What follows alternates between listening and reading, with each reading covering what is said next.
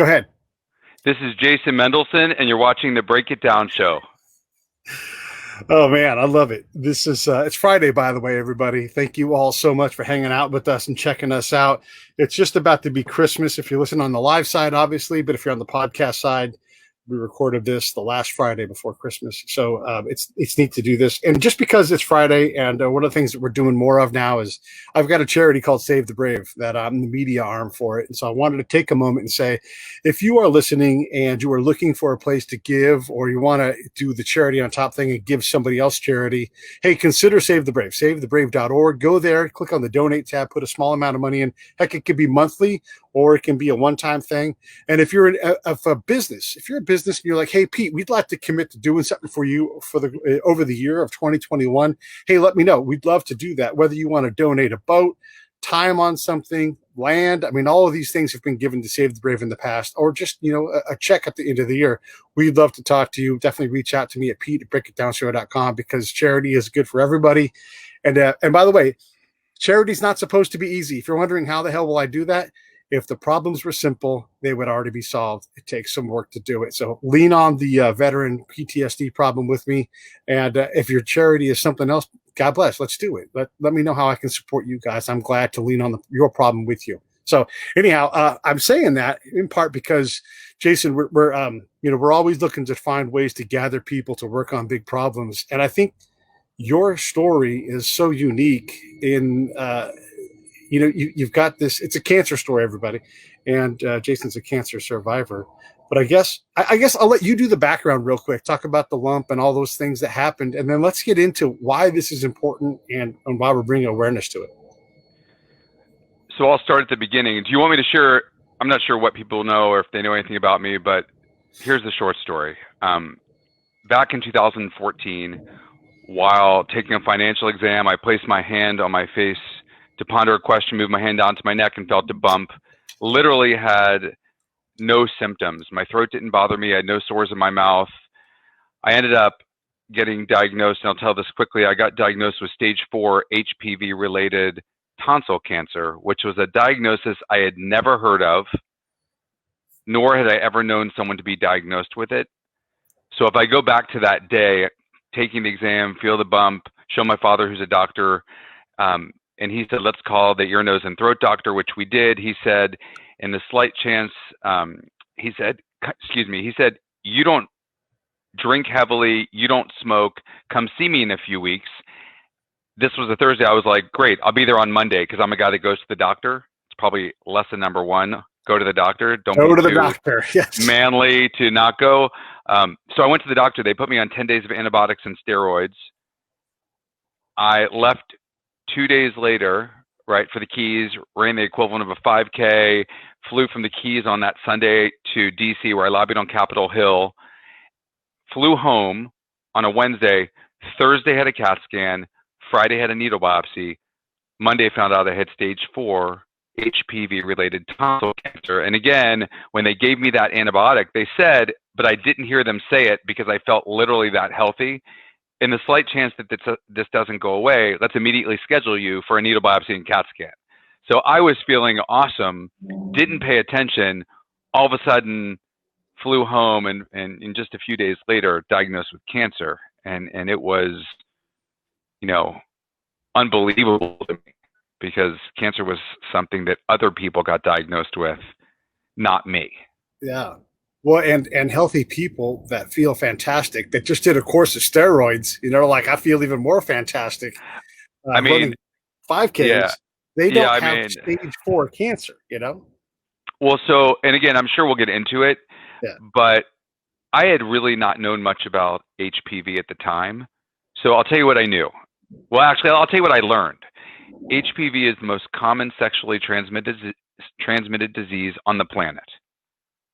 Never knew it. I knew actually that it was the leading cause of cervical cancer for women, but I literally had no idea about HPV-related tongue, throat, or tonsil cancer. Literally never heard of it.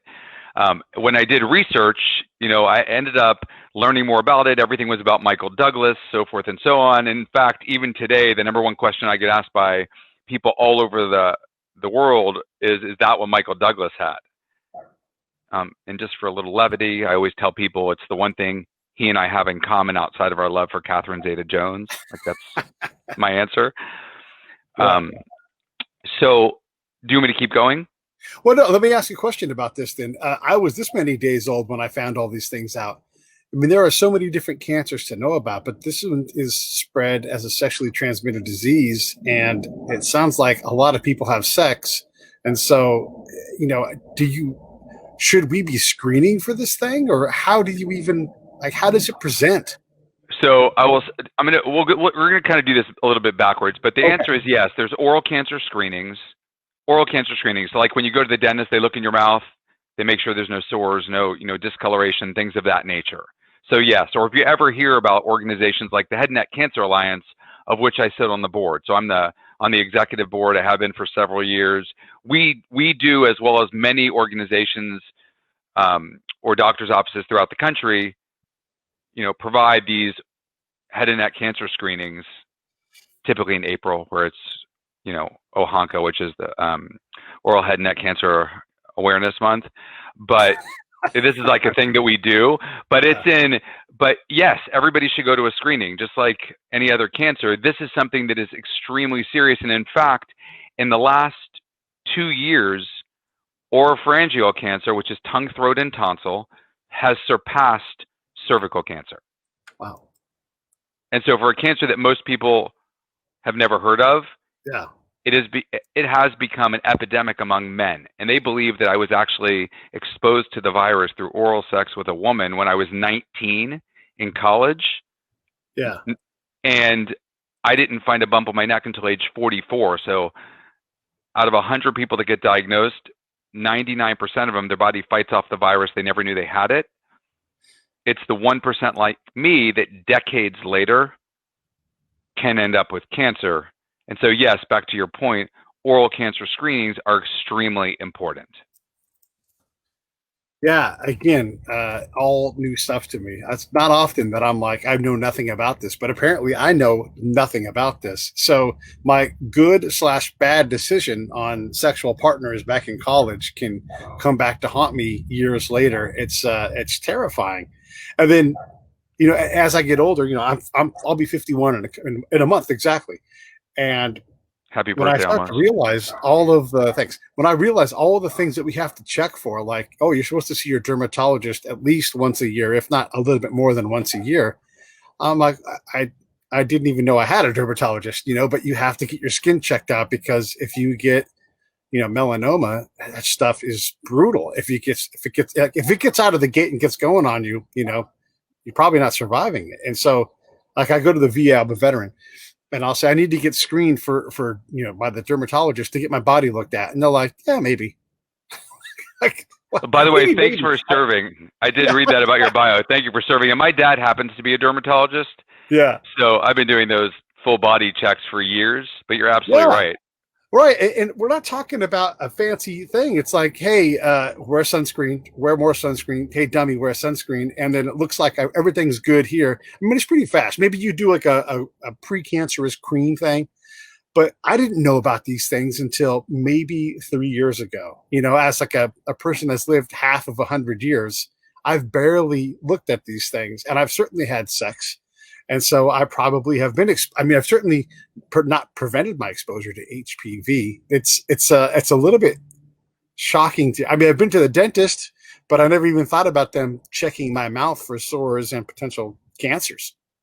I'll tell you, if that vaccine would have been around when we were kids, so I am 51, and had it been around when we were kids, I would have definitely been given the vaccine, and most likely would have never been diagnosed with cancer years later at age 44. And just so we're clear about this, I don't think I said this earlier.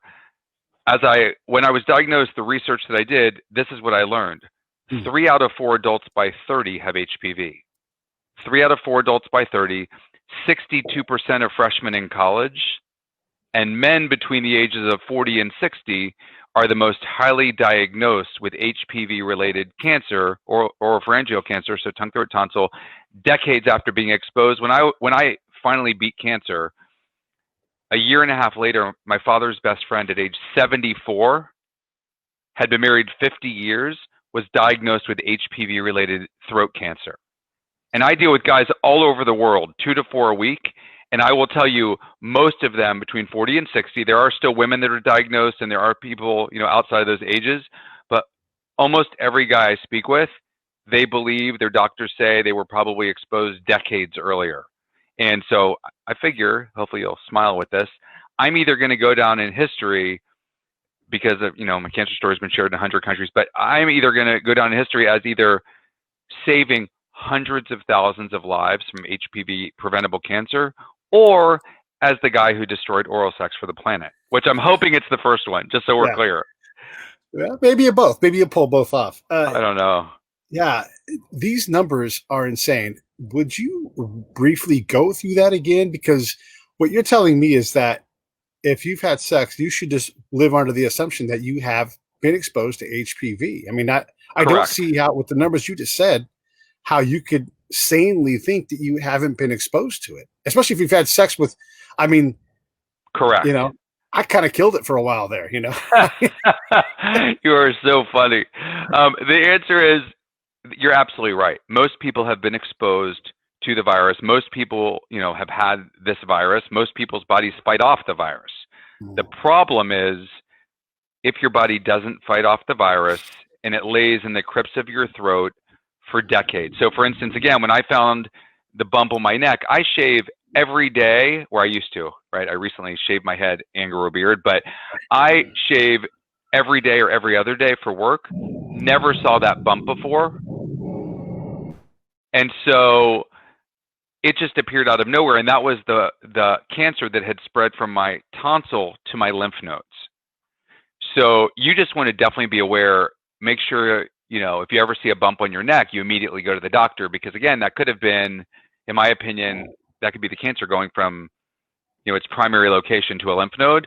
Or if you have sores in your mouth that aren't healing, or if you feel like people will say that someone described it as feeling like they had a fishbone in their throat, or a persistent cough, or just things that don't seem normal. Yeah. I was on a call yesterday with a pharmaceutical company, and they had all these different survivors. And I will tell you, it took some patients 2 years to get to an ear, nose, and throat doctor, whereas I was at one within a week.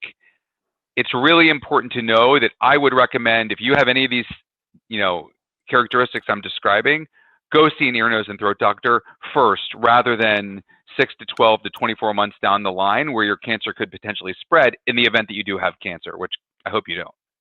Yeah, it's God. I mean, I literally have like a thing every now and then where it feels like someone's pushing, like right here, like my tracheotomy spot. There's no, I've never had a tracheotomy, but like right there, right, where it's not like a choke, but you're like, that's the very beginnings of like a choking kind of sensation. Yep. And I went to my doctor and I'm like, there's this weird thing, like, and it's gone. It's been gone for a while.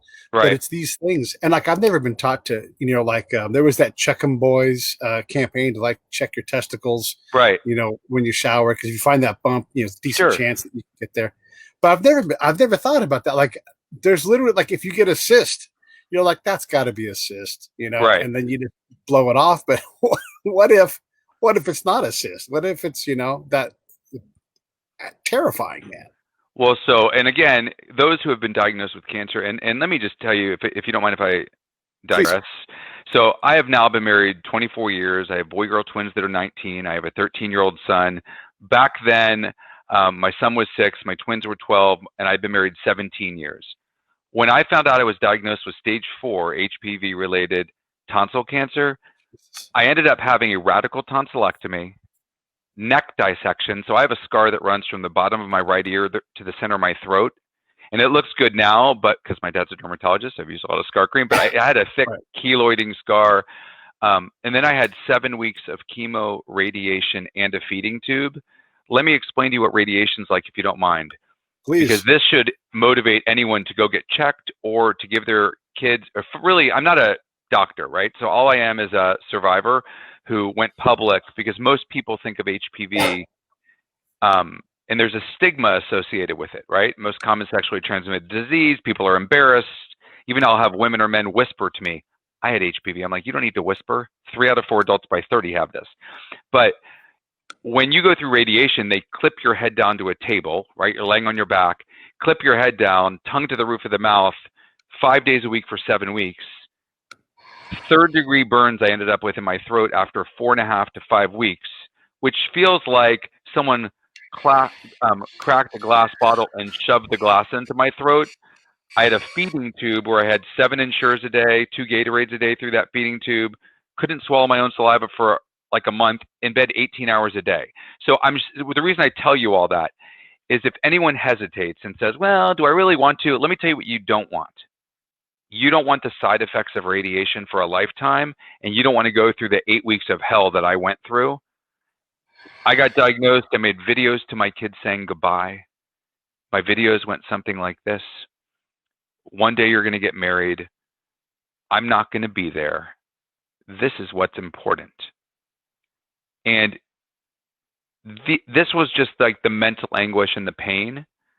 So again, I don't want to just, talk too much, but if people can understand, this is not a joke. This is, if you have a problem, any of those things we talked about earlier, go see your ENT.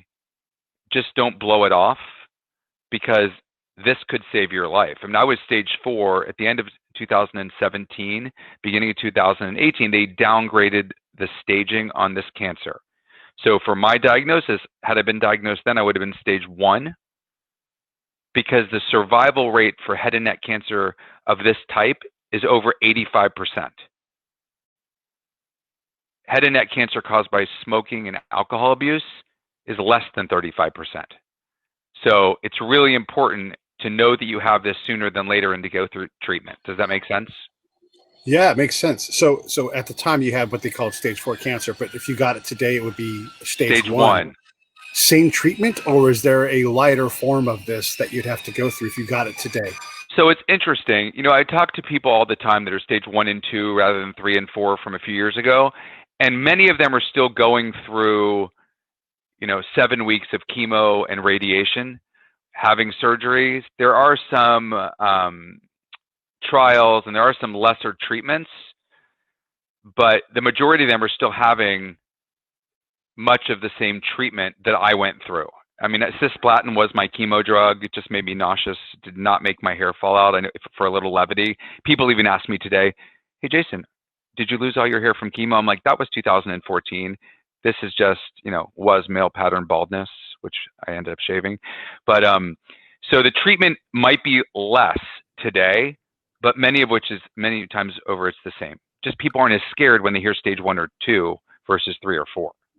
But I mean, it is terrifying to have your neck boiled by radiation. I mean, that's terrifying, as terrifying gets.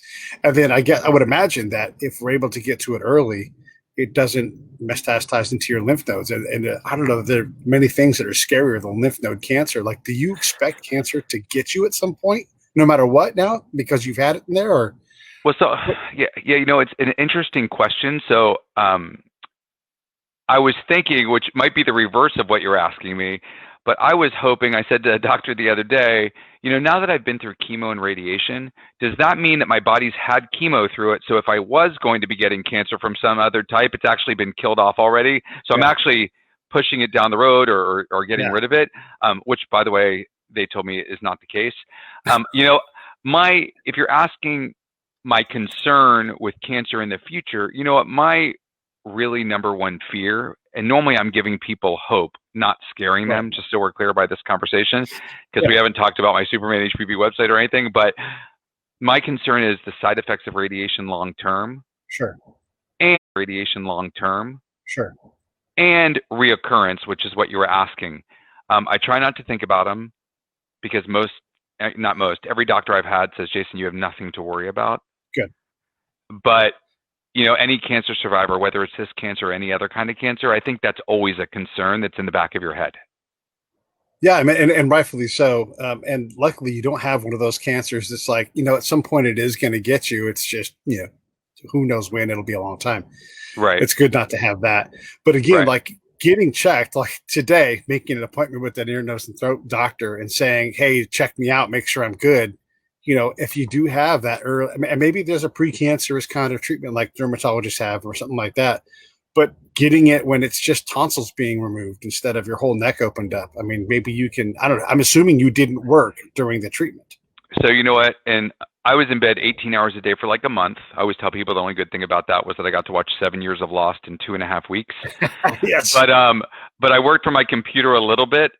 But for a lot of people that I deal with, right, the patients, they're actually out of work. And so this can be financially devastating to the average person who doesn't have, reoccurring revenue, things of that nature. I was not working as hard as I normally did. I was working very little. I happen to be president of my family business. My brother is CEO, my sister's EVP, so they all had to pick up the slack while I was laying in bed. So my situation was a little different. But for a lot of people, third-degree burns in your throat. Let me explain to you. I was trying to brush over it earlier, but there was, I would get Charlie horses in my neck. The saliva was so thick that I couldn't swallow it. So literally I'd be spitting it into a cup all day long. Can you hear me okay? I'm not frozen, am I? No, you're not frozen. I'm just listening, and there's someone beating on a rock and sawing wood. Oh. In the back. Oh, it's your house?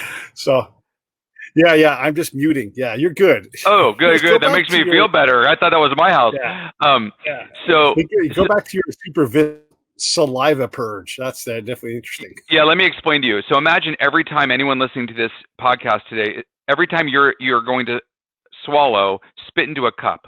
When the cup gets full, pour it into your drain in your sink. My saliva was so thick back then that it wouldn't go down the drain. So I had to pour it into a toilet, pour it into a trash can.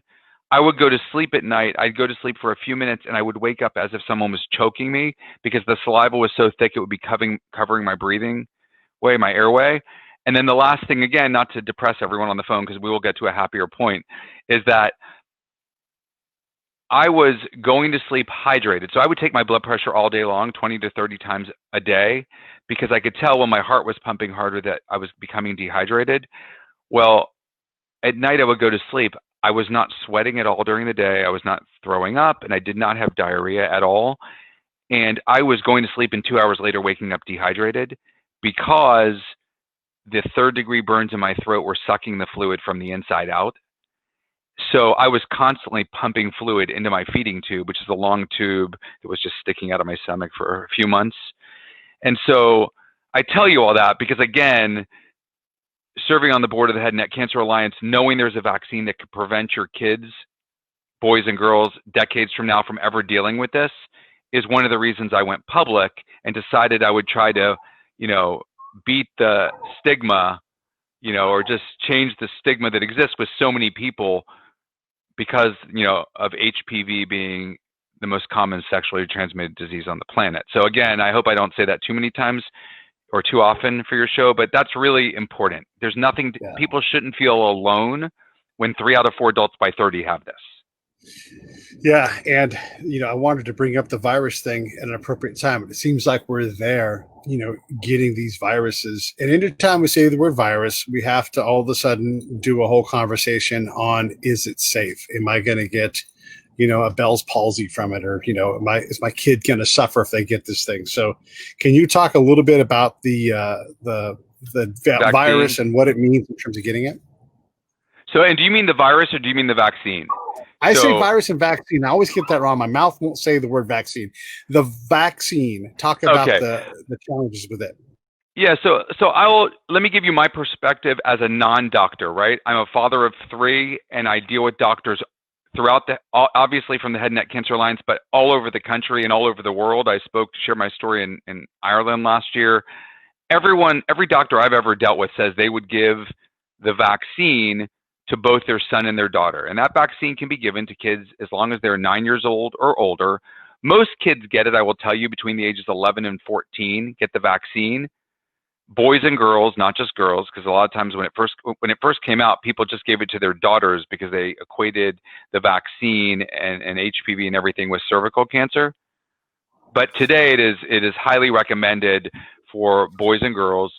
And it's important that if they're going to get the vaccine, which, we would hope that, everyone gets it so they can be, spared from preventable cancer, that they get it before they're sexually active.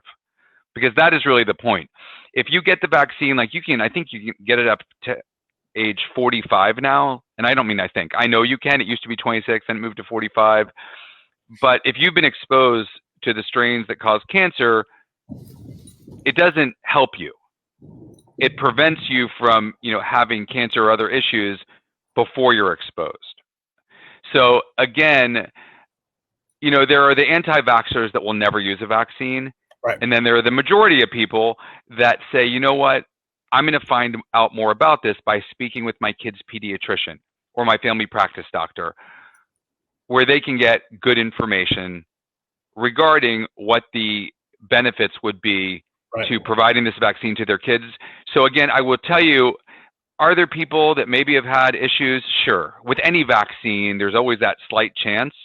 But the fact that everyone knows through research that 3 out of 4 adults by 30 have HPV, I would say, at least for me as a father, and I love my kids, I love my wife, as a survivor who's been through the hell of treatment, I would never expose my kids to the hell of this treatment and to being diagnosed with a cancer that's preventable. And again, this might be,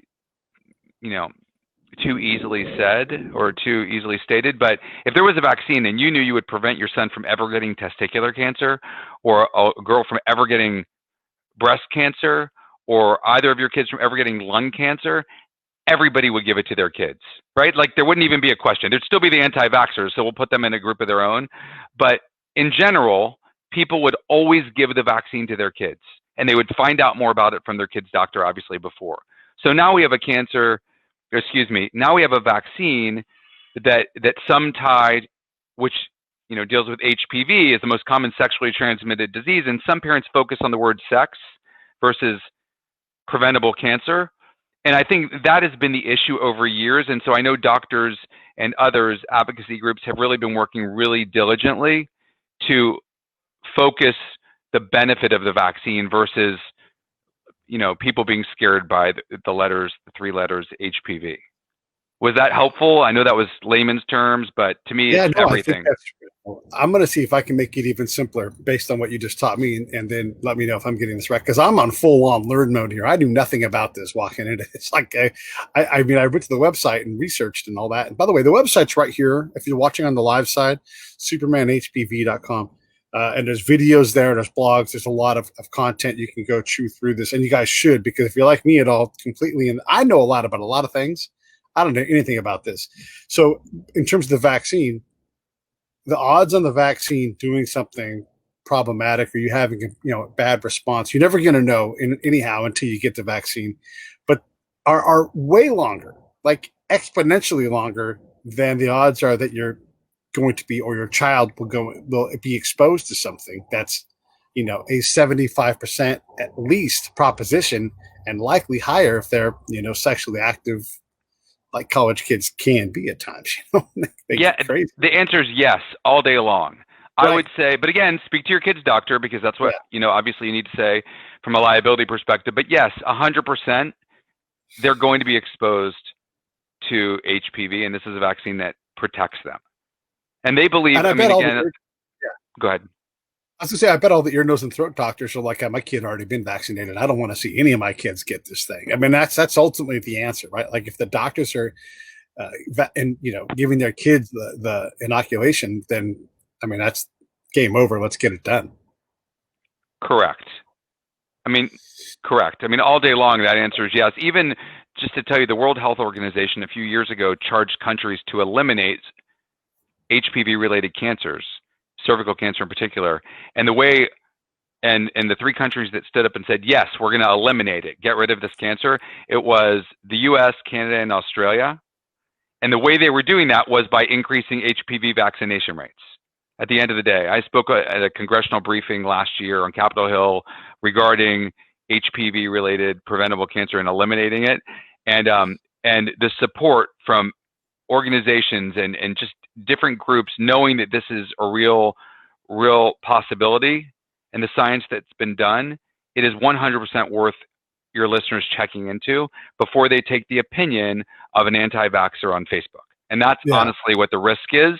And I don't mean they're not nice people. A lot of people just don't know. Was that too direct? No. I think it's great. I think it's Okay. fantastic. And if not, why not? Is this a standard panel of shots that a 5-year-old gets going in? I mean, is that the answer? Is just say you're not coming to school unless you've got measles, mumps, rubella, tetanus, and the HPV vaccination. So if you're asking me as a non-doctor, I would say yes, that would be critical. Not medical advice. Yes. Right. Correct. But I can tell you that I don't believe, and again, I don't know this specifically, but I don't believe the majority of states, I think there may be 1 or 2 that require the vaccine, but honestly, I'd have to research that. So I don't want to even answer that. But yes, I think that's a great idea because you know that your kids who are in school, high school, college, are going to be exposed to another kid who maybe didn't have the vaccine. And so, yeah, I think it would be a smart idea.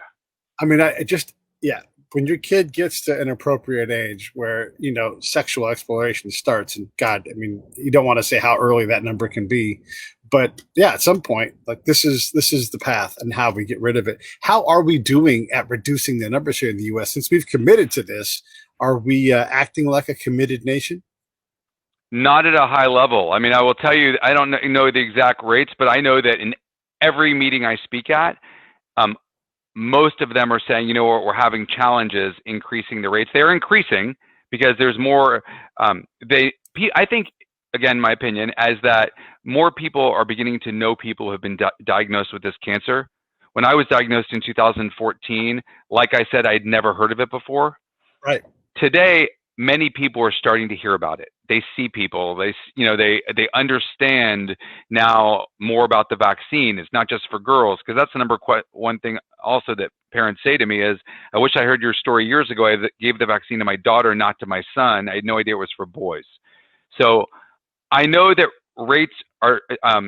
vaccination rates are trending upward, but I know we're a far, cry away from having them where they need to be.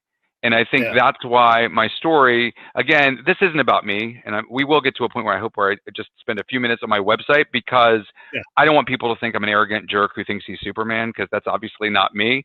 But I think as my story gets shared and as I speak at places, that is almost every organization's goal, is to increase HPV vaccination rates, because they're all saying that they're not where they need to be.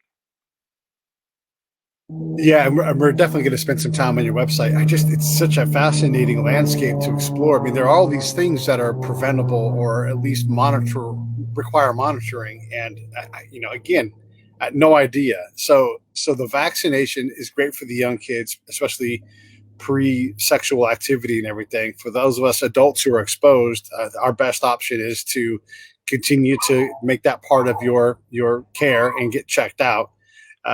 That's on my list now. It's one more thing that I'm going to start doing, and I'm going to call a VA and be like, I need to go see the ear, nose, and throat guy and get checked, because I'd rather catch it at stage 0 than stage 4. That's because that goes without saying. Go ahead. I'm sorry. No, thanks for doing this. I mean, I literally had no idea. I knew that there was cervical cancer, but that's a girl thing. I didn't even pay attention because I'm not a girl. I don't even know how to prevent that in my daughter. She's 23. Who knows? Maybe the ship. The HPV vaccine is the answer.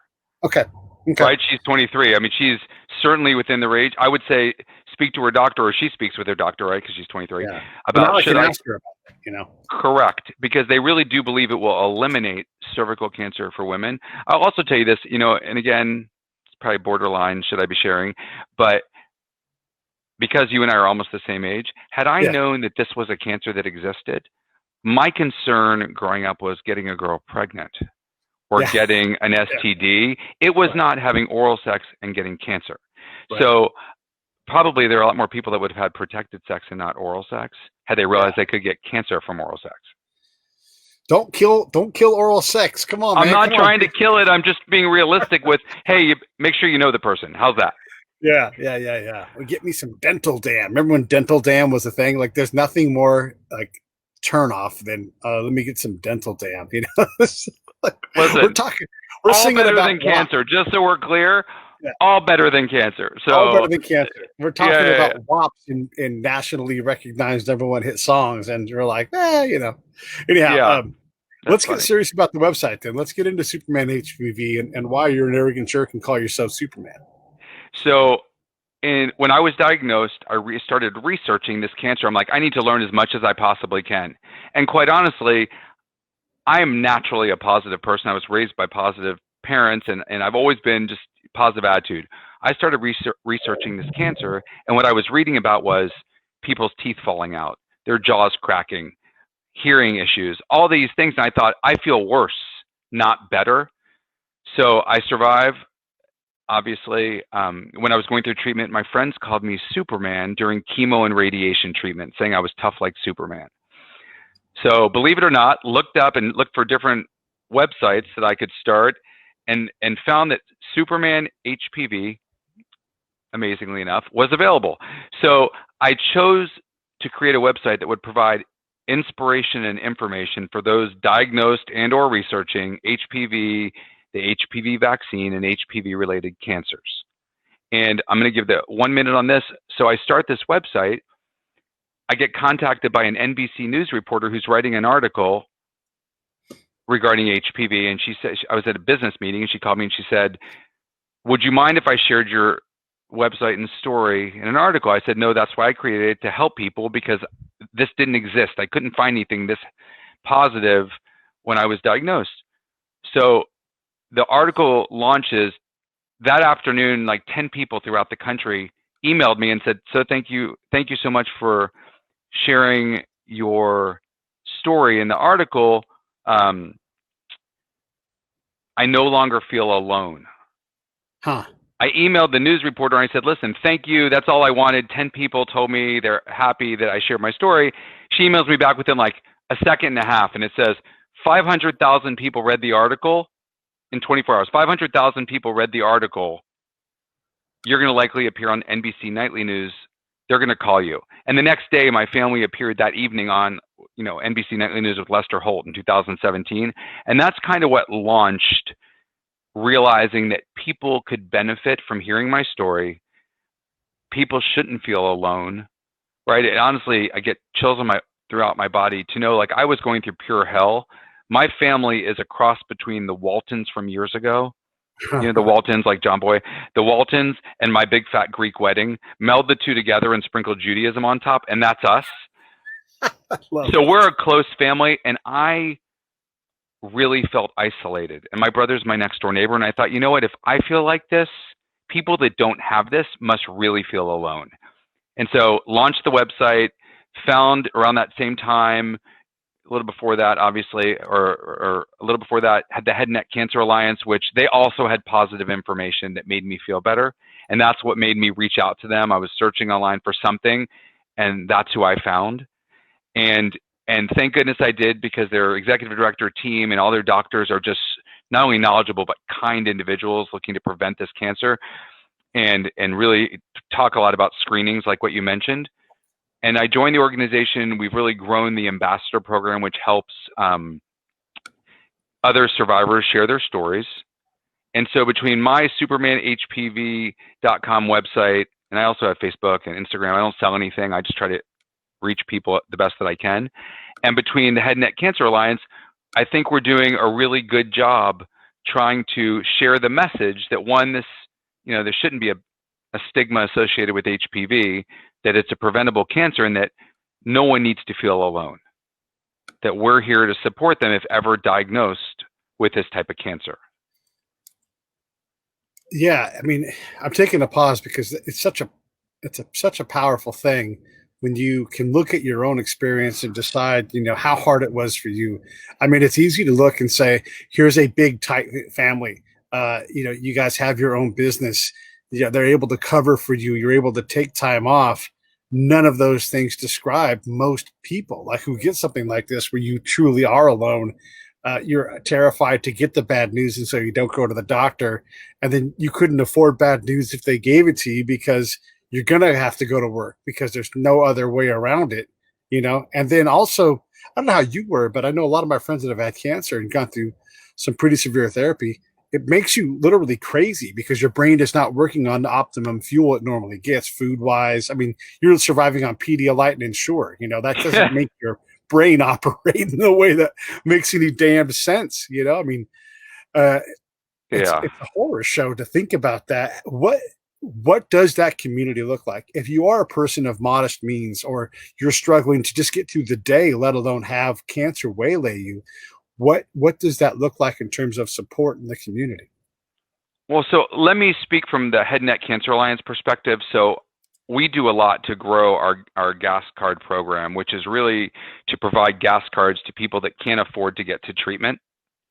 And so we're always looking for that type of support. And there's a lot of organizations out there, but this is one dear to my heart, obviously, because can you imagine being diagnosed with cancer, yet you can't afford to drive to chemo or radiation or have someone drive you? Because I was fortunate that, I'm kind of a type A person, if you haven't been able to tell so far.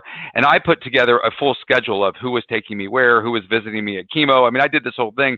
But if you're isolated, how do you get to treatment? And then people are worrying about how to pay for treatment. So one, I would say anyone who ever gets diagnosed, or if you're a caregiver, you need any type of support. If you go to headandneck.org, the word head, the word and spelled out, the word neck spelled out.org, we have a support mechanism for everyone. Secondly, you can always go to my website, Facebook chat, anywhere, and I speak to cancer patients throughout the day, 24/7, if they need me. I've been giving out my cell phone for years, literally years, and it's never been abused.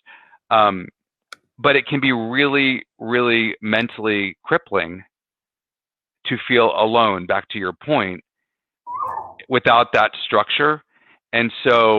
Or without that support structure. So, but there are groups like the ones I mentioned that can support you. So anyone listening to this, you may not, hopefully this stuff doesn't come across as negative, but I've had more people come up to me 6 months later saying, I was listening to you, there was no cancer.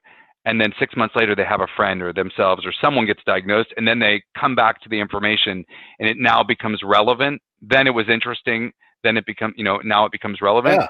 So there are plenty of support mechanisms today that exist that I just was not aware of back in 2014 when I was diagnosed.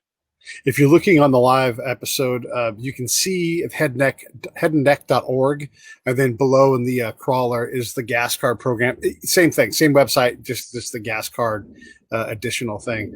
But I mean, yeah, these are the resources that are out there, and I mean, willing to give out your phone number. I mean, this is a powerful thing. How much is this taking over your life? I mean, you're speaking in front of Congress. You have a business to run. It seems like, I mean, you have a budget to get you. I booked you because you have a PR person. I mean, this is a significant investment to do this. One, why? And then how much is this costing? Or not costing, but like in terms of I know time. what you're asking. Yeah. So I don't sleep a lot. That's true. I do not sleep a lot. You know what? Similar to how people have hobbies, whether it's whatever it is, people that are on tennis teams or people that go to the gym all the time or do different things. I just am very structured and I schedule a lot.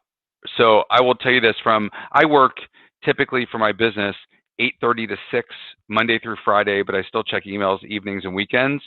I then respond to cancer patients via text, via Facebook chat, via LinkedIn, via all these different areas.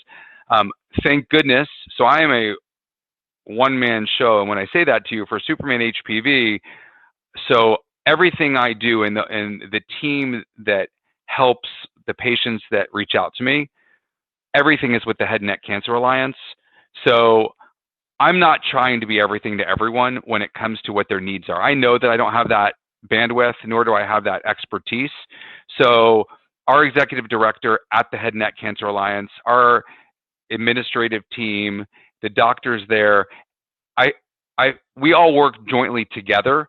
My life is busy, right? So on a Saturday a few weeks ago, I appeared on this thing that's going to be in doctors' offices, but it was a Saturday. So when most people might go to the beach, I was doing this on Saturday. I still, have date night with my wife when we could go out, but we still do it here in the house. Or I'm always with my kids. So this has become a routine part of my life. Some people do say, why don't you just move on? People have asked my wife that. Why doesn't he just move on? It's easy to do, right? You don't think about cancer all the time. Um, Yeah. reality is this. Reality is this. I honestly believe and feel and hope that I'm going to be saving hundreds of thousands of lives for generations to come.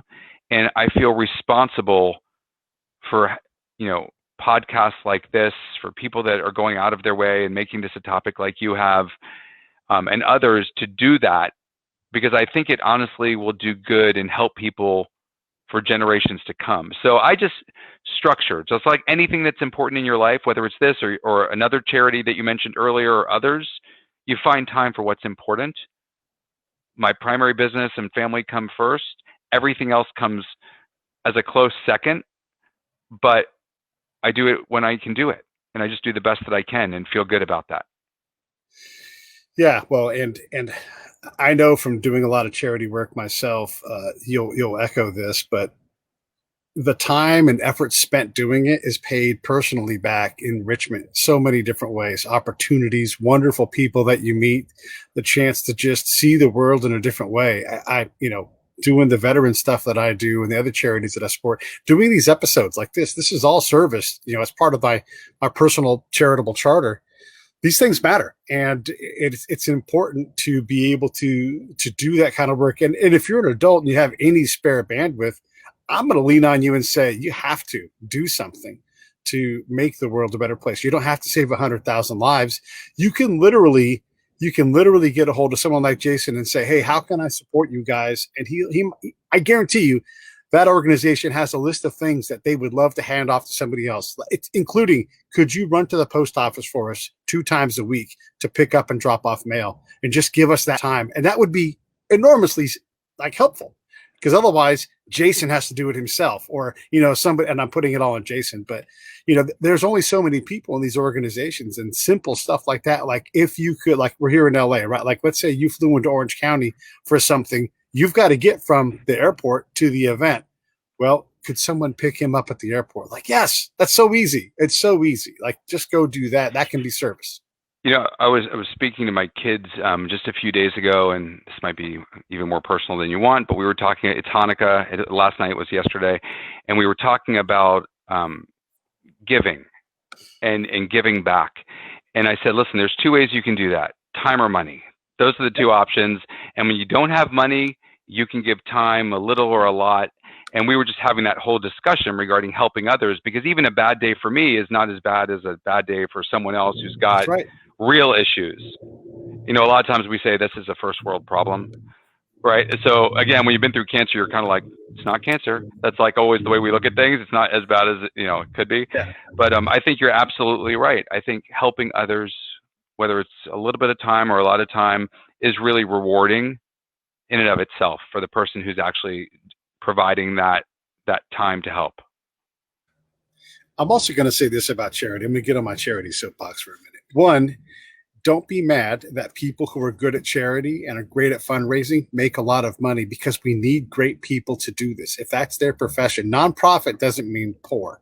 Like you can hire good people, for crying out loud.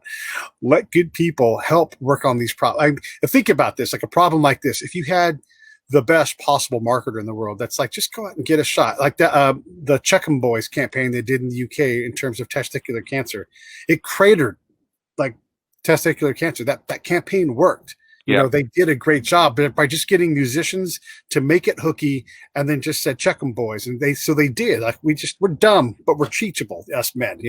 We'll right. do stuff like this. And so don't have bad thoughts about that. And the other thing is don't just start a new charity, for Christ's sakes. There's a lot of charities out there. There's probably one that's already on the money for what you want to do. Find out how you can help them. Put your energy into something that exists. And then if that isn't valuable, then start your own charity.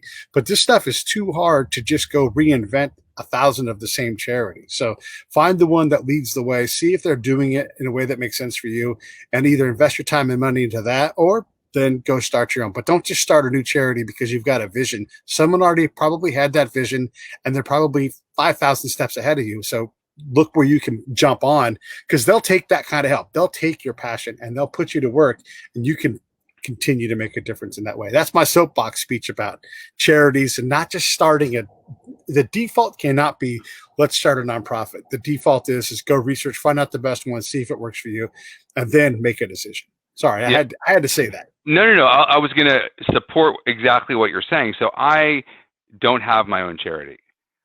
I have the way I communicate, share information regarding HPV, the vaccine, just awareness, and any funding that I have raised, even when I've spoken places and people have, provided an honorarium, everything gets pointed towards the Head and Neck Cancer Alliance because they have the structure. That's what I'm passionate about. I wasn't about to start my own one-man show, and I already have a busy life. And so it was easy to be able to provide passion to something that fully supports what I'm passionate about. And so I agree 100% with what you're saying. Yeah. And you do have a charity. I like to take ownership of it. Save the Brave is my charity. Yep. The media arm of it. I create things all the time for them because it's just by saying the word Save the Brave, it goes into Yep. the SEO machine. So you do have, I'm going to force you to take some ownership of what you guys are doing. It's a good idea. Yeah. You're doing it. Like, it is your charity. It's your, chosen one. And thank you for doing that, for lifting that weight. I mean, I'm definitely going to have a conversation about my daughter. You've made a difference today. I now know about this. I now can direct people to you or to the website. I mean, that is already a difference. And again, talking to the audience a little bit, but this is how you do it right here. You create that awareness and let people, know that there are people already working on this problem, and they know a lot and they have a lot of help lined up. What can people do in terms of giving directly? Like, if they're inspired right now, do they go to headandneck.org, or what's the path? Yes, that's what they do. Headandneck.org. There's a donate now or donate here. I could actually look it up, but it's on the website, and they could give just generally to the gas card program. And obviously, you never know who it's going to impact. I mean, that's, again, at the end of the day, this could be helping, a family member or a friend. There are people out there, and honestly, I speak to them every month, that can't afford to get to treatment. It honestly blew my mind. Because I was raised with family and friend close by, when I started actually hearing stories of people, it broke my heart when I heard people that were diagnosed with cancer, and they literally said to me on the phone, I'm trying to decide if I'm going to have treatment. And I said, what do you mean? They go, well, I just don't know how I'm going to get there. Yeah. And I'm like, you need to contact the Head and Neck Cancer Alliance. But with that is, we need to have gas cards to be able to give to the people, right? So at the end of the day, it's really an important program. And again, we can provide, really all services and support or direction to people who get diagnosed, unfortunately, with this cancer. But I'm sure we're winding up soon. So I would say that this is a preventable cancer. Unlike most of the ones, if not all the other ones that people have been diagnosed with, this is HPV preventable cancer, and Gardasil 9 is the vaccine. It doesn't matter, but Merck's happens to be this pharmaceutical company. But Gardasil 9 is the one that your doctors will speak to you about. And as far as I'm concerned, as a guy who made videos to his kids saying goodbye, it is worthy of you speaking to your kid's doctor about this. I mean, I guess that's all from me. I could say more but out of respect of time, it's honestly, no parent should have to make videos to their kids saying goodbye. And it's heart-wrenching when I did that. And so this can protect you or your kids from ever having to do that. I mean, I've been shutting up because you've been saying exactly what needs to be said. I will try to say one more thing. This is seatbelt grade preventative care.